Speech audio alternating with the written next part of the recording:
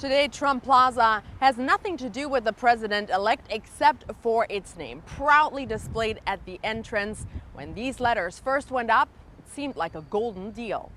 In 1986, the Plaza was a troubled project. And only a few units had sold. Donald Trump had just bought Mar-a-Lago when the Plaza caught his eye. But he was going to rescue this struggling project and turn it around and make a lot of money. He bought the 32-story condo towers for $40 million in a foreclosure sale.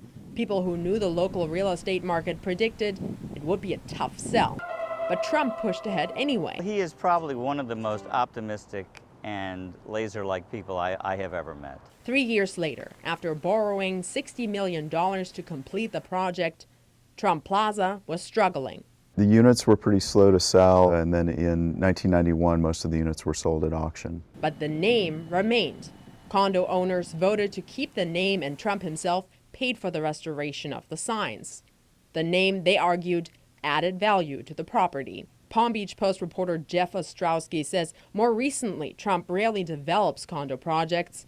He usually just licenses his name. Probably his struggles with Trump Plaza here sort of pushed him to change his business model from a traditional developer to more of a licensing guy. In his book, The Art of the Deal, he said when it came to the Plaza, he managed to, quote, turn a bankrupt operation into a big success story. He was very adamant that you make your money when you buy it, and when you buy it at 50 cents on the dollar, you've already made your money. West Palm real estate agent Douglas Reel interviewed Trump on his radio show when Trump was interested in buying the Plaza.